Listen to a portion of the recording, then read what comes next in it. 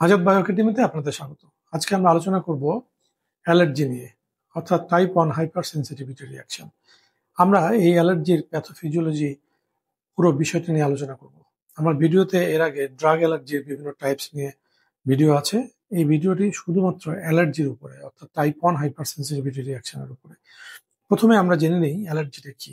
Allergy বলতে আমরা সাধারণত যেটা বুঝি সেটা হচ্ছে আমাদের বডিতে যখন হার্মলেস কোনো সাবস্টেন্স ঢোকে এবং আমার ইমিউনো সিস্টেম এই হার্মলেস সাবস্টেন্সের এগেনস্টে যদি ওভার অ্যাক্টিভিটি শো করে, অর্থাৎ নিরীহ কোনো জিনিস ঢুকেছে সেটাকে শত্রু মনে করে তার এগেনস্টে মারাত্মক আকারে রিয়াকশন শো করছে।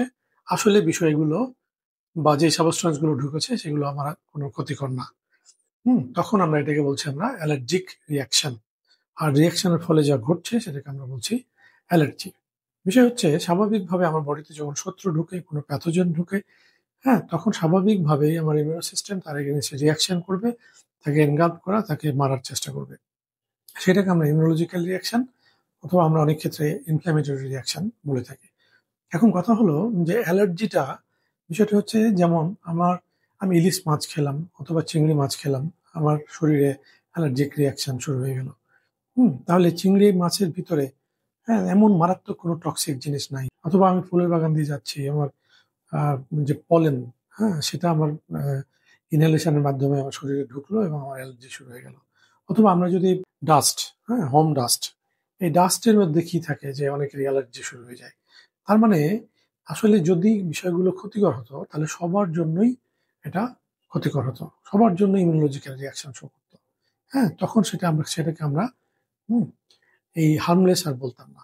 ওকে, সো হার্মলেস সাবস্টেন্স এর এগেনস্টে আমার ইমিউনো সিস্টেমের ইমিউনো সেলের ওভার অ্যাক্টিভেশনটাকে আমরা অ্যালার্জি হিসাবে কনসিডার করছি।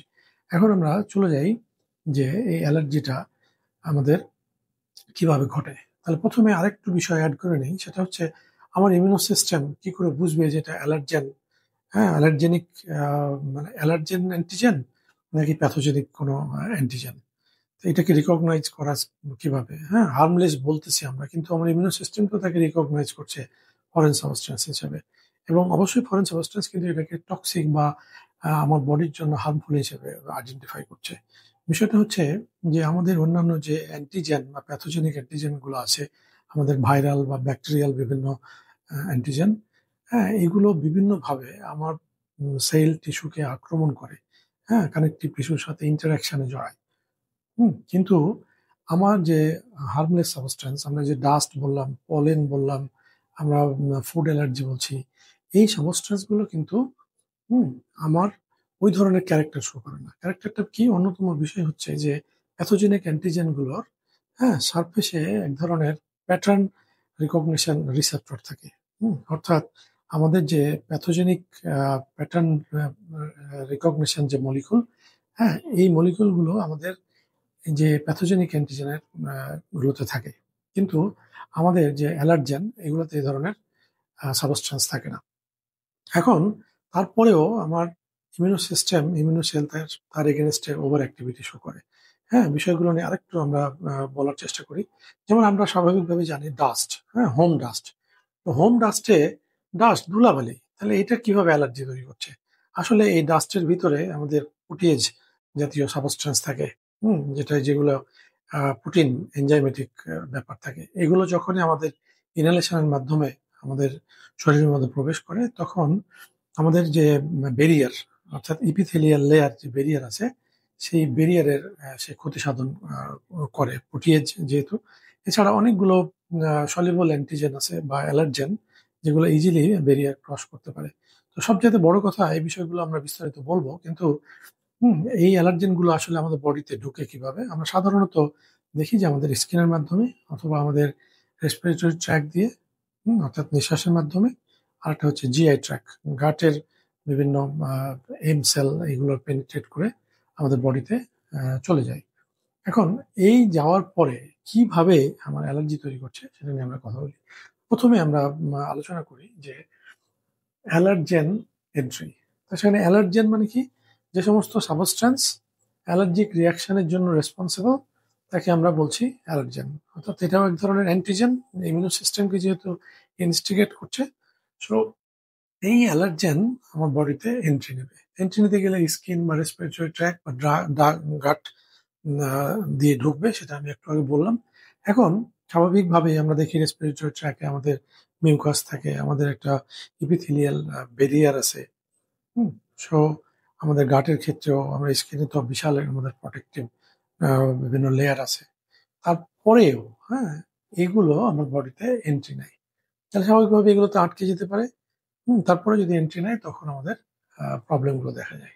তো আমরা এই যে রেড কালার দিয়ে মার্ক করে রেখেছি, আমি সময় বাঁচানোর জন্য আগেই একটু ড্র করে রেখেছি। সো এই লাল যে ইন্ডিকেশন গুলো আমি এখানে দিয়েছি সেটা হচ্ছে আমরা এটাকে অ্যালার্জেন বলতেছি। এই অ্যালার্জেন গুলো আমার বডিতে ঢুকতে গেলে আমরা যে রুট দিয়ে বললাম, সেক্ষেত্রে এই যে আমাদের সবুজ কালার সেটাকে আমি এপিথেলিয়াল ব্যারিয়ার হিসেবে চিহ্নিত করছি। এই অ্যালার্জেন গুলো আমাদের এই যে প্রত্যেকটা এপিথেলিয়াল সেলের যে টাইট জাংশন দেখছি, সহজে কোনো কিছু ঢুকতে পারে না। হ্যাঁ, আবার বাইরে বিভিন্ন ধরনের মিউকাস সাবস্টেন্স থাকে। কিন্তু দেখা গেল অনেক সলিউবল অ্যান্টিজেন তার ভিতরে প্রবেশ করে, অর্থাৎ এপিথেলিয়াল লেয়ারের নিচে চলে আসে। অনেকগুলো হচ্ছে বললাম যে প্রোটিয়েজ বা বিভিন্ন ধরনের ডিগ্রেডেশন করার ক্ষমতা রাখে। তারা কিন্তু এই এপিথেলিয়াল লেয়ারকে ক্ষয় করে ভিতরে প্রবেশ করতে পারে। আরেকটা হচ্ছে এপিথেলিয়াল লেয়ারের নিচে আমাদের স্বাভাবিকভাবেই dendritic cell, that is antigen presenting cell থাকে, ম্যাক্রোফাজ অর্থাৎ লোকাল ইমিউনো সেল থাকে। তারা ঢুকলেই তাদেরকে এনকাপ করার চেষ্টা করবে। হুম, এটা আমাদের নর্মাল ন্যাচারালি এটা হয়ে থাকে। কিন্তু কখন সেটা অ্যালার্জিকে দিকে যাবে সেটা আমরা নিয়ে আলোচনা করব। তাহলে যখনই এই সাবস্টেন্স গুলো এখানে ঢোকার চেষ্টা করছে, এপিথেলিয়াল লেয়ারকে ইনস্টিগেট করছে বা ইপিথেলিয়াল লেয়ারকে ডিগ্রেড করার চেষ্টা করছে, তখনই এই ইপিথেলিয়াল লেয়ার বিভিন্ন ধরনের সাবস্টেন্স সিক্রেট করছে, দিয়ে একটা অ্যালার্ম দিচ্ছে যে ভয়ানক ভয়ানক কিছু জিনিস আসতেছে। কিন্তু অ্যাকচুয়ালি এই সাবস্টেন্স গুলো ছিল হার্মলেস, খুব নিরীহ জিনিস আসছিল, তাকে দেখে একেবারে বিশাল ইন্তজাম শুরু করে দিয়েছে, বিষয়টা এরকম। তো যাই হোক, তাহলে এই যখনই এই ইপিথেলিয়াল লেয়ারকে মানে অ্যাক্টিভেট করবে বা ভিন্নভাবে নেগেটিভলি অ্যাপ্রোচ করবে, তখনই আমাদের এই ইপিথেলিয়াল সেল থেকে আমাদের বিভিন্ন ধরনের সাবস্টেন্স সিক্রেট হবে। হ্যাঁ, যেমন আমরা বলছি ইন্টারলিউকিন 25, ইন্টারলিউকিন 33। হ্যাঁ, এছাড়া আমরা বলতে পারি TSLP, অর্থাৎ থাইমিন স্ট্রোমাল, হ্যাঁ, লিম্ফোপয়েটিন। হ্যাঁ, এই সাবস্টেন্স গুলো সিক্রেট হয়, এগুলোকে আমরা অ্যালার্মিন বলে থাকি। অ্যালার্মিন, হ্যাঁ, দিস ইজ অ্যালার্মিন। এই অ্যালার্মিন মানে বুঝতেছি অ্যালার্ম তৈরি করছে যে হ্যাঁ, শত্রু চলে আসছে। এখন এইগুলো সাথে সাথেই আমাদের যে এপিথেলিয়াল লেয়ারের নিচে যে আমাদের ডেনড্রাইটিক সেল, যেটা ডিসি দিয়ে বুঝাইছি, অ্যান্টিজেন প্রেজেন্টিং সেল, এরা তখন এই অ্যালার্মিন দ্বারা দ্রুত অ্যাক্টিভেট হয়ে যায় এবং এর মাধ্যমে এরা আবার মানে অ্যাক্টিভেট হবে এবং এই ডেনড্রাইটিক সেল স্বাভাবিকভাবে এই যে অ্যালার্জেন যেটা ঢুকছে তাকে ক্যাপচার করার চেষ্টা করবে। হ্যাঁ, নরমালি তারা ক্যাপচার করে, কিন্তু কিভাবে ক্যাপচারটা করলো সেটা বলার চেষ্টা করলাম। অর্থাৎ প্রথমে অ্যালার্জেন এন্ট্রি নিচ্ছে এবং এন্ট্রি নিতে গিয়ে এপিথেলিয়াল সেল থেকে এবং লোকাল ম্যাক্রোফাজ থেকে বিভিন্ন ধরনের সাবস্টেন্স সিক্রেট করছে, তাদেরকে আমরা অ্যালার্মিন বলতেছি, এবং এর মাধ্যমে অ্যান্টিজেন প্রেজেন্টিং সেল এটা হ্যাঁ অ্যাক্টিভেশন হবে এবং সে অ্যালার্জেনটাকে ক্যাপচার করবে। তাহলে প্রথমেই আমরা বলছি এন্ট্রি। তাহলে এন্ট্রি পর্যন্ত থাকি, এখানে অন্যতম রোল প্লে করে অ্যালার্মিনের ভিতরে আমাদের TSLP।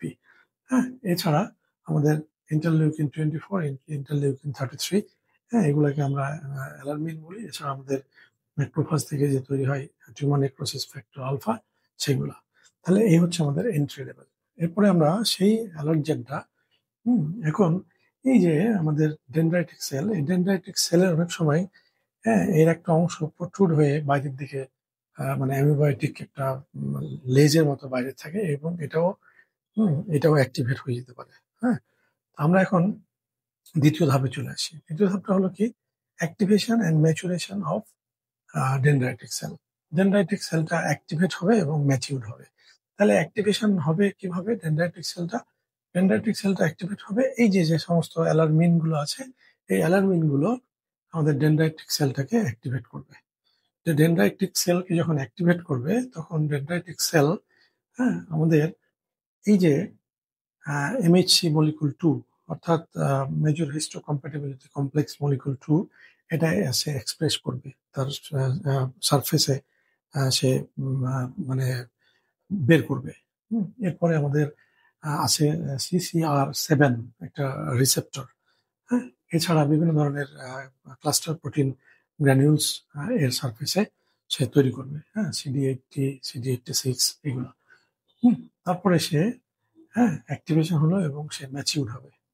হ্যাঁ, যখন সে ম্যাচিউর হবে তখন অ্যান্টিজেনটাকে সে ক্যাপচার করবে, MHC মলিকুলের মাধ্যমে, এবং অ্যাক্টিভেট হবে। ফাইনালি সে ম্যাচিউর হচ্ছে। তার ম্যাচুরেশনের ক্ষেত্রে কি হলো, তার MHC মলিকুল এক্সপ্রেশন হলো, CD80, CD86 এক্সপ্রেশন হলো সারফেসে, এবং এক ধরনের বিশেষ রিসেপ্টর CCR7, সেটা এক্সপ্রেশন হলো সারফেসে। ওকে, এটা হচ্ছে আমরা ম্যাচুরেশন।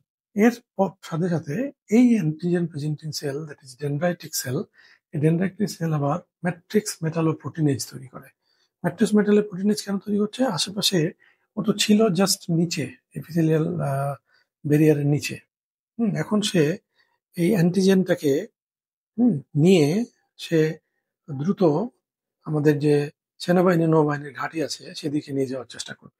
হ্যাঁ, তো আমাদের এই যে লিম্ফ্যাটিক সিস্টেম আছে, এই লিম্ফ্যাটিক সিস্টেমের দিকে তাকে নিয়ে যাওয়ার চেষ্টা করবে। তো নিয়ে যেতে গেলে আশেপাশে যে আমাদের এক্সট্রা সেলুলার ম্যাট্রিক্স আছে সেগুলোকে সরাবে, কাটবে। তো এই ম্যাট্রিক্স মেটালোপ্রোটিনেজ এগুলোকে সরায়। সরানোর ফলে লিম্ফ্যাটিক সিস্টেমের দিকে যাওয়া। ওকে, এখন 3 নম্বর ধাপে তাহলে কি হবে? Migration of dendritic cell to the lymph node, lymph নোডের দিকে যাবে। এখন এটা কিভাবে যাবে?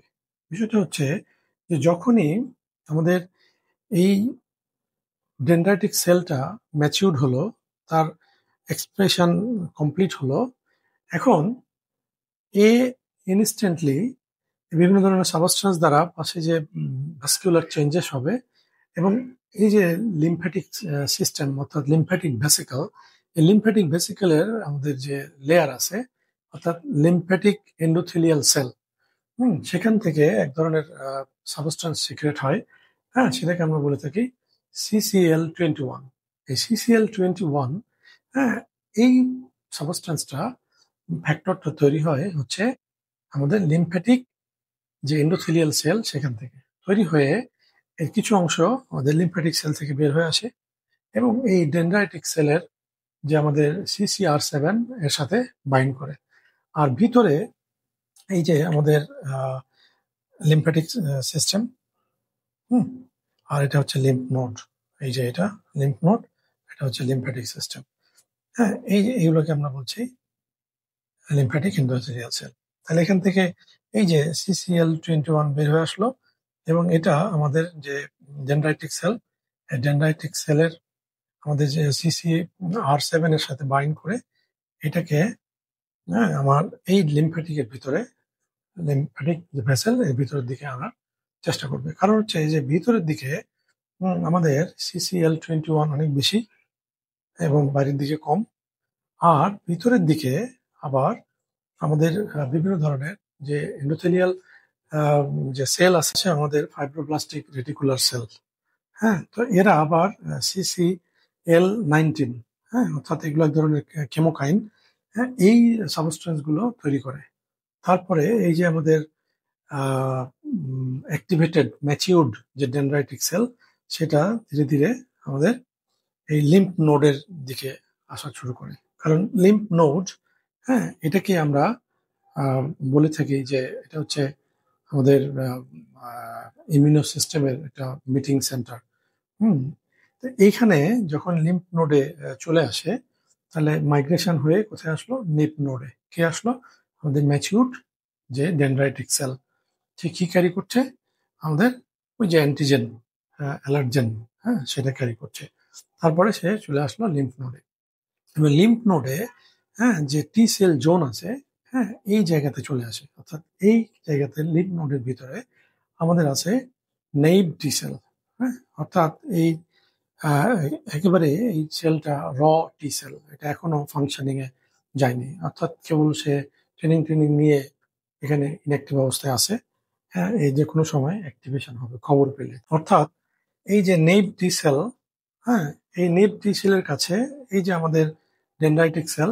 এই ডেনড্রাইটিক সেল ওই যে এমএসসি মলিকুলের কথা বলছিলাম, এর মাধ্যমে অ্যান্টিজেনটাকে প্রেজেন্ট করছে কার সাথে, কার সামনে, আমাদের এই নেট টি সেলের সামনে প্রেজেন্ট করছে। এই জন্য একে বলা হচ্ছে অ্যান্টিজেন প্রেজেন্টিং সেল, অর্থাৎ এটা হচ্ছে ডেনড্রাইটিক সেল।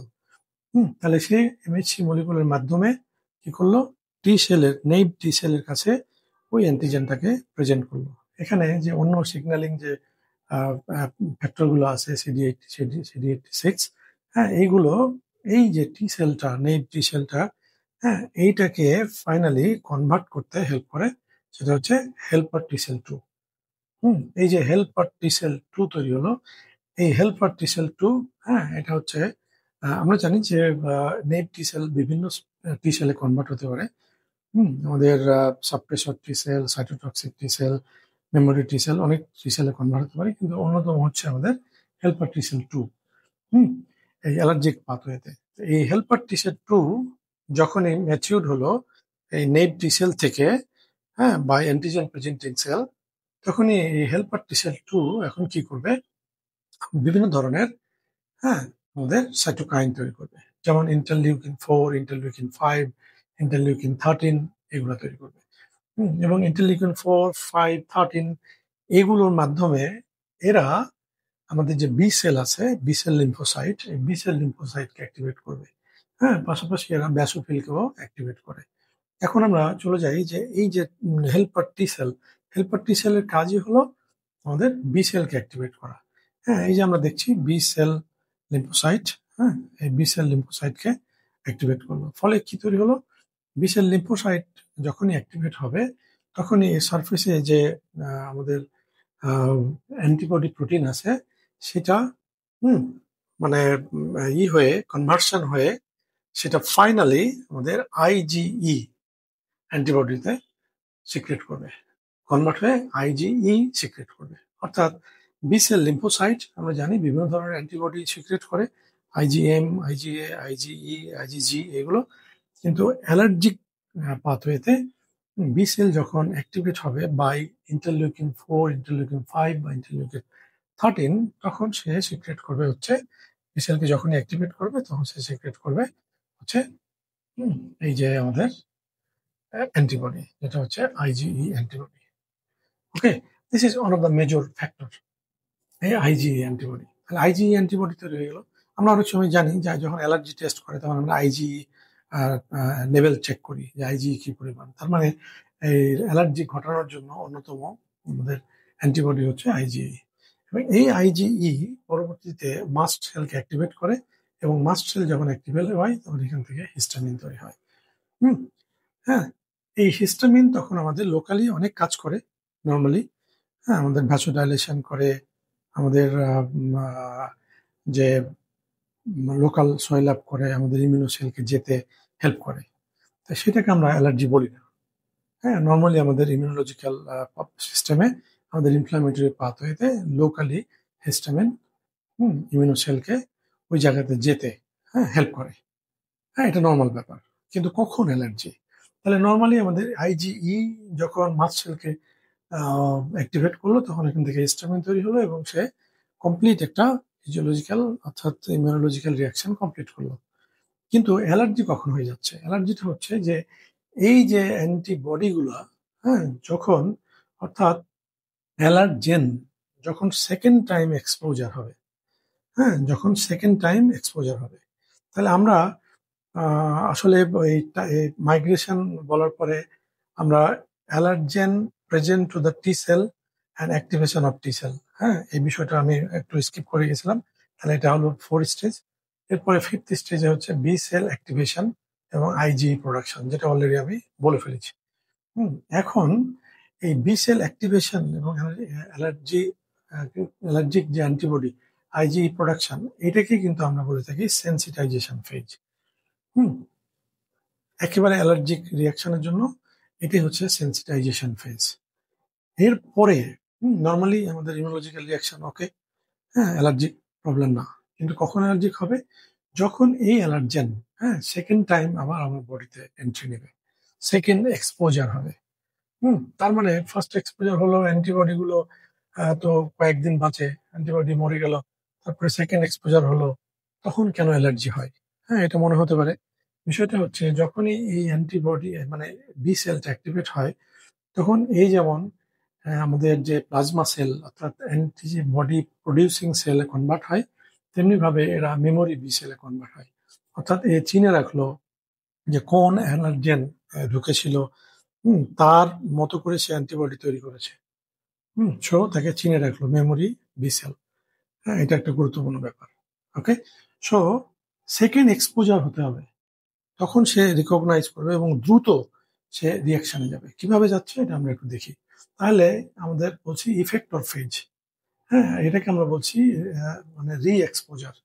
হুম যখন আবার দ্বিতীয়বার সেকেন্ড এক্সপোজারে যাবে, এবং এইটাকে আমরা ইমিডিয়েট রিয়াকশন বলে থাকি। অর্থাৎ পরবর্তীতে যখন সেকেন্ড টাইম সেম অ্যালার্জেন আমার বডিতে ঢুকবে, ইনস্ট্যান্ট রিয়াকশন শুরু হবে। কিভাবে এটা আমরা একটু দেখি। তাহলে মেমোরি সেল ওটা মনে রেখেছিল, এবং এই মেমোরি সেলগুলো আমাদের লিম্ফ্যাটিক সিস্টেমে এবং আমাদের যে বোন ম্যারো সেগুলোতে গুপ্ত মেরে বসে থাকে। যখনই এক্সপোজার হয়, ইনস্ট্যান্ট তারা এক্সপ্রেস হয় এবং তারা অ্যান্টিবডি রিলিজ করে। এই যে আইজিই অ্যান্টিবডি, হ্যাঁ, দ্রুত রিলিজ করলো। রিলিজ করার ফলে এই অ্যান্টিবডি গুলো মাস্ট সেলকে অ্যাক্টিভেট করে, যেটা আমরা একটু আগে বলছিলাম। তো মাস্ট সেলের সারফেসে, হ্যাঁ, বিশেষ ধরনের রিসেপ্টর আছে। এই যে আমরা ব্লু কালার দিয়ে দেখাইছি রিসেপ্টর, এটাকে আমরা বলছি যে এপসিলন আর আই। হ্যাঁ, এটা রিসেপ্টর। এই রিসেপ্টরের সাথে এই যে second time antibody IgE bind করে। তাহলে পাশাপাশি দুটো রিসেপ্টরের সাথে দুটো বাইন্ড করলো, হ্যাঁ, আরো অ্যান্টিবডি বাইন্ড করলো, তখন তাদের ভিতরে একটা ক্রস লিঙ্কিং হলো। অর্থাৎ এটা যদি মাসসেল হয়, তাহলে দুটো রিসেপ্টর, এখানে একটা অ্যান্টিবডি বাইন্ড করলো, এখানে একটা অ্যান্টিবডি বাইন্ড করলো, এবং অ্যান্টিবডি গুলো একটা একটার সাথে কমপ্লেক্স তৈরি করে একটা ক্রস লিঙ্কিং তৈরি করলো। ফলে আমাদের যে এই মাস্ট সেল, এই মাস্ট সেলের মেমব্রেনে এক ধরনের কাইনেজ পাথওয়ে, হ্যাঁ, অ্যাক্টিভেট হয়ে যাবে। অর্থাৎ এটাকে আমরা বলে থাকি লিন সিক কাইনেজ পাথওয়ে। এই লিন সিক কাইনেজ পাথওয়ে বিস্তর পাথওয়ে আছে। এর মাধ্যমে ইন্ট্রাসেলুলার ক্যালসিয়ামের পরিমাণ বেড়ে যাবে, এবং ক্যালসিয়ামের পরিমাণ বেড়ে গেলে আমাদের এই ভিতরে থাকে হচ্ছে, হ্যাঁ, আমরা একটু ব্লু কালার দিয়ে দেখাই। হ্যাঁ, এর ভিতরে থাকে আমাদের হচ্ছে হিস্টামিন ভেসিকল। হিস্টামিন ভেসিকল, এই ক্যালসিয়াম হিস্টামিন ভেসিকলের সাথে, মানে ভেসিকলকে আহ, একেবারে আমরা যে প্রাইমিং, তারপরে ফিউশন, এগুলো জানি, অত ডিটেলস বলার দরকার নেই। অর্থাৎ এই ক্যালসিয়াম আমাদের হিস্টামিন রিলিজে হেল্প করে। তাহলে এই যে হিস্টামিন রিলিজ হয়ে গেল, দিজ আর দ্য হিস্টামিন। হ্যাঁ, হিস্টামিন রিলিজ হয়ে গেল। তার মানে যখনই সেকেন্ড এক্সপোজার হলো অ্যালার্জেনের, তখন দ্রুত আমাদের যে বি সেল অর্থাৎ প্লাজমা বি সেল, এটা দ্রুত অ্যান্টিবডি তৈরি করলো, এবং এই অ্যান্টিবডি গুলো কুইকলি মাসেলের সারফেসে যে আমাদের এপসিলন আর আই রিসেপ্টর আছে তার সাথে ক্রস লিঙ্কিং করে আমাদের লিন সিক কাইনেজ পাথওয়ের মাধ্যমে দ্রুত ক্যালসিয়াম এগ্রিগেশন বাড়িয়ে দিয়ে আমাদের হিস্টামিন রিলিজ করলো। এবং এই হিস্টামিন এখন অ্যালার্জি ঘটাবে। কিভাবে? এই হিস্টামিন আমাদের যে ব্লাড ভেসেল আছে, আর্টেরিয়াল রিজনে ভেসোডাইলেশন করবে, এবং ক্যাপিলারির পরে যে পোস্ট ক্যাপিলারি ভেনিউল আছে, হ্যাঁ, এই জায়গাটা very much sensitive for the allergic reaction. হ্যাঁ, আমরা যদি এইটাকে ব্লাড ভেসেল ধরি, তাহলে এইটাকে আমরা যদি মানে আরো ন্যারো ডাউন করে দেখাই যে এটা হচ্ছে একটা ক্যাপিলারি। হ্যাঁ, আমরা রেড পেন নিতে পারি। হ্যাঁ, এই ক্যাপিলারির পরে হচ্ছে আমাদের হচ্ছে ভেনিউল। এই ভেনিউলের রিজনে, হ্যাঁ, এরা এন্ডোথেলিয়াল কন্ট্রাকশন করে গ্যাপ তৈরি করে। এই যে আমি গ্যাপ দেখাইছি, এবং গ্যাপের ফলে এখান দিয়ে আমাদের ভিতরের সাবস্টেন্স গুলো বাইরে বের হয়ে আসে এক্সুডেশন প্রক্রিয়ায়, এবং এর ফলে এখানে সোয়েল আপ হয়। ওকে, আর আমাদের যে আর্টারিয়াল রিজন, এটাকে যদি আমরা আর্টারিয়াল রিজন বলি, তাহলে আর্টারিয়াল রিজনে হিস্টামিন বাইন্ড করে আর্টারিয়াল ভ্যাসোডাইলেশন করে। ওকে, মনে রাখতে হবে আর্টারিয়াল রিজনে ভ্যাসোডাইলেশন করে ব্লাড ফ্লো বাড়ায়। ব্লাড ফ্লো যখন বাড়বে, তখনই আমাদের কিন্তু এখানে যেটা হবে সেটা হচ্ছে রেডনেস হবে। এই ভ্যাসোডাইলেশনের ফলাফল হলো আমাদের রেডনেস। হ্যাঁ, আর এইখানে যে আমাদের পোস্ট ক্যাপিলারি ভেনিউল, হ্যাঁ মাইন্ডেড, পোস্ট ক্যাপিলারি ভেনিউল এই রিজনে এন্ডোথেলিয়াল যে গ্যাপ তৈরি হলো, এন্ডোথেলিয়াল কন্ট্রাকশন হয়ে যে গ্যাপ তৈরি হলো, এই গ্যাপ দিয়ে বিভিন্ন ব্লাড ভেসেলের সাবস্টেন্স যখন বাইরে বের হয়ে আসছে, তখনই এই জায়গাতে এক্সট্রাসেলুলার স্পেসে সোয়েল আপ হচ্ছে। তাহলে সোয়েলিং হলো। আমরা জানি যে অ্যালার্জি হলে আমাদের শরীর ফুলে যায়, আমাদের লাল হয়ে যায়, রেডনেস হলো। আর কি, এই যে জায়গাতে ঘটনাটা ঘটছে সেই জায়গাতে যে নার্ভাস সিস্টেম আছে, এই নার্ভ সেলের এন্ডিং এ আমাদের থাকে C fibre nerve ending, highly sensitive. এই সি ফাইবার নার্ভ এন্ডিং এ আমাদের হিস্টামিন গিয়ে বাইন্ড করে। এই যে হিস্টামিন গিয়ে বাইন্ড করে এই নার্ভাস সিস্টেমকে হাইপার অ্যাক্টিভ করে দেয়, তখন আমাদের ওখানে ইচিং হয়, অর্থাৎ চুলকায়। ওকে, এর ফলে আমাদের অ্যালার্জিটা হচ্ছে। তাহলে আমাদের ফার্স্ট এক্সপোজারে, প্রথম লাইফের প্রথম এক্সপিরিয়েন্সে, যে জীবনের প্রথম আহ, ইলিশ মাছ খেয়েছে, সেই ক্ষেত্রে তার অ্যালার্জি হচ্ছে না। সেকেন্ড টাইম যখন সে খাচ্ছে, তখন এই জিনিসটাকে সে মনে রেখেছে এবং খাওয়ার সাথে সাথেই তার ইমিডিয়েটলি রিয়াকশন শুরু হচ্ছে। ওকে, তাহলে ওই ব্যক্তির ক্ষেত্রে এই যে একটা ব্যাড লাক বলা যাবে। আমরা অনেক সময় বলছি যে প্যাটার্ন রিকগনিশন রিসেপ্টর থাকে, প্রোটিন থাকে, সেগুলাই মূলত প্যাথোজেনিক বা অ্যান্টিজেন হিসেবে কাজ করে। কিন্তু এই নিরীহ জিনিসগুলা তেমন তো কোনো মারাত্মক ক্ষতিকর না। তাহলে এদেরকে আমার কেন ইমিউনো সিস্টেম এদের এগেনস্টে ওভার অ্যাক্টিভিটি শো করছে? এটা একেবারেই এক ধরনের বলতে পারা যায় যেটা একটা ব্যাড লাক। করছে, এখন কিছু করার নাই। তাকে ফরেন হিসেবে, তাকে শত্রু হিসেবে চিহ্নিত করে ফেলেছে।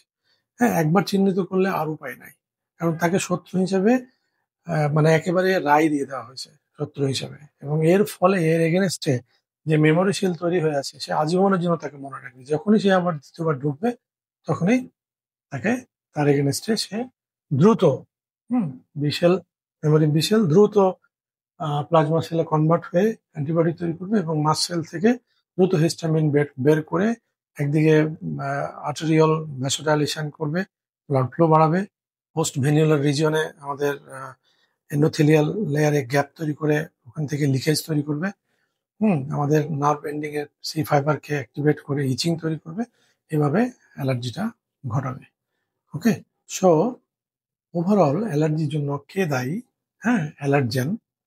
আমরা অনেক সময় বলতে পারবো, আমরা অনেক সময় বলতে পারবো যে না, অ্যান্টিবডি দায়ী। আমরা অনেক সময় বলতে পারবো হিস্টামিন দায়ী। অনেকভাবে আমরা বলি। এই জন্য আমরা বলে থাকি যে অ্যালার্জি যাদের আছে, অ্যালার্জেন থেকে দূরে থাকো। তোমার ডাস্ট অ্যালার্জি আছে, হোম ডাস্ট অ্যালার্জি আছে, এই ডাস্ট ফ্রি লাইফ লিড করো অথবা মাস্ক ব্যবহার করো। পলেন, ফুলের বাগানে যাচ্ছি, অ্যালার্জি হচ্ছে, অ্যাভয়েড করো। যে সমস্ত খাবার অ্যালার্জি আছে সেগুলো অ্যাভয়েড করো, সেটা একটা সমাধান। আরেকটা হচ্ছে যে আমাদের এই অ্যান্টিবডিকে বাধা দেওয়া, অর্থাৎ ইমিউনো সাপ্রেসিং এজেন্ট দিয়ে আমরা অনেক সময় অ্যালার্জিকে সাপ্রেস করার চেষ্টা করি। আর এমনিতে আমরা সবাই জানি যে আমরা অ্যান্টিহিস্টামিন ইনটেক করি, অর্থাৎ এই হিস্টামিন H1 রিসেপ্টরের সাথে বাইন্ড করে আমাদের ব্লাড ভেসেলে দিয়ে একদিকে ভেনিউলার রিজনে যে আমাদের গ্যাপ তৈরি করছে সেটা করতে পারবে না, আবার আর্টেরিয়াল রিজনে ডাইলেশন করছে সেটা করতে পারবে না। ফলে লিকেজ বা সোয়েল আপ এগুলো হবে না, রেডনেস হবে না। আর নার্ভ এন্ডিং এ যে আমাদের হিস্টামিন বাইন্ড করে যে সেন্সিটিভিটি তৈরি করছে সেটা করতে পারবে না। ওকে, সো এই হচ্ছে আমাদের ওভারঅল অ্যালার্জির প্যাথোফিজিওলজি। সো অ্যালার্জির জন্য দায়ী কারা এটা বুঝলাম, এবং অ্যালার্জির জন্য পসিবল টার্গেট মেডিসিনের, সেগুলো আমরা বলার চেষ্টা করলাম। মূলত আমরা বলছি যে অ্যালার্জেন কে আমাকে প্রিভেন্ট করতে হবে, অ্যালার্জেন থেকে দূরে থাকতে হবে। এটা একটা আমাদের ম্যানেজমেন্ট সিস্টেম। অ্যান্টিবডি প্রোডাকশন বা অ্যান্টিবডি এই ইমিউনো সেলটাকে সাপ্রেস করে রাখা ইমিউনো সাপ্রেসিং এজেন্ট দিয়ে, এটা একটা।